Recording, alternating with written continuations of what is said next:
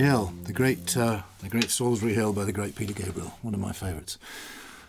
An interesting song in a lot of ways. We should talk about the rhythm. It's an unusual time signature, or a combination, I suppose, of time signatures. I've never seen it written out. I could imagine it written out in 7/4, but I prefer to think of it personally as a measure of 3, then a measure of 4. So we get 1 and 2, 1 and 2 and 3, and 1 and 2 and 3 and 4, and 1 and 1 and 2 and 3 and 1 and 2 and 3 and 4 and 4 and whatever and 4 and which is consistent pretty much through the song, with the exception of one extra beat, I think, at the end of the turnaround, which we'll get to. Now, my tuning, I'm in a quite an unusual tuning, and as far as I know, I've never heard anybody else do this song with this tuning, but it lends itself quite well, I think, to the song. It's, if I take the capo off, it's going to be C, G, C, G, C, G, C, G, C, F, which, so we capo at the 5th fret here. It gives us F, C, F, C, F, B flat. One of those lovely open modal, I suppose you might say, tunings that gives us, nice one finger chords, or one finger chords. So, the opening figure is like this, and I like to leave that ringing, because as it resolves, you get a little bit of tension in there, but the incoming note kind of dominates a little bit.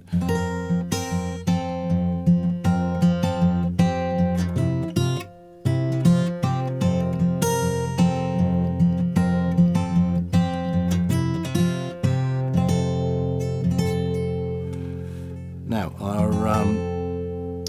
the verse figure is,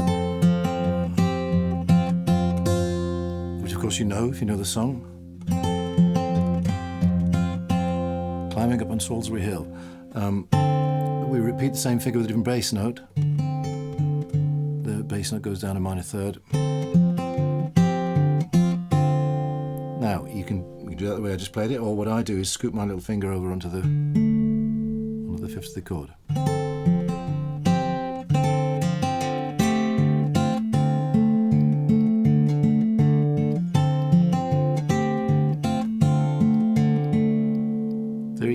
They're interchangeable. That's 5th of the chord, 3rd of the chord, minor third. Matter of taste. The second half of the verse moves down to here, moves to our 4 position.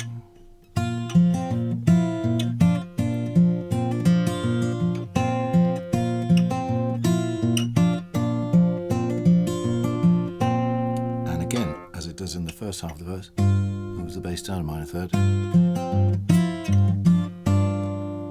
This is our 2 chord, I suppose. Hey, he said, grab your things, I've come to take you home, and I'll walk you through that. So this is 2 minor here. Now the bass is walking up 2, 3, 4, 5, right? But that 3 is actually an inversion of the 1 chord. So you've got 2, 1 inverted, 4, and then this lovely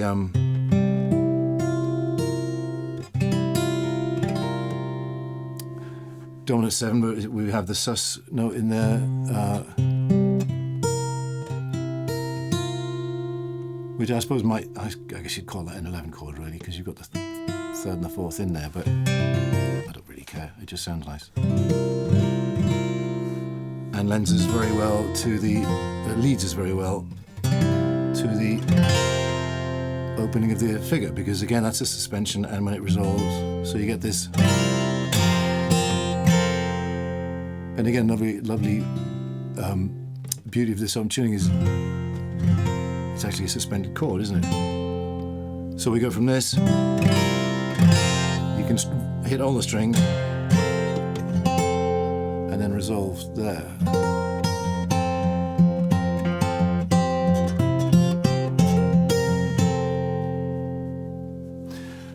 So I break up the verses. I think the first verse I'm just singing without any accompaniment. The second verse, which is what to keep in silence. Keep in silence, I resolve. Resigned. So I've just got the bass walking all through it. My friends would think I was a nut. Whatever the words are. And in the last verse, I'm singing, sort of playing along the melody with the, as I'm singing it. Now, I don't really know how to explain this other than I'll go through it slowly, but when illusions spin a net.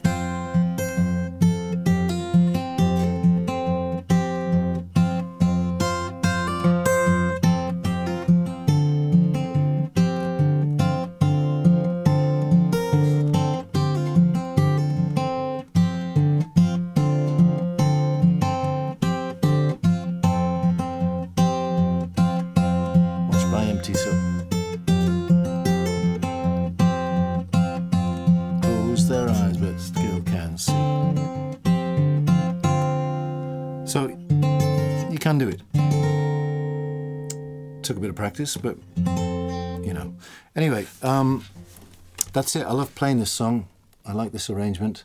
Everybody loves Solsbury Hill. Who doesn't love Solsbury Hill? So it's a crowd pleaser. Great fun to play. Yeah. All right. I hope that was useful. I'll see you on the next one.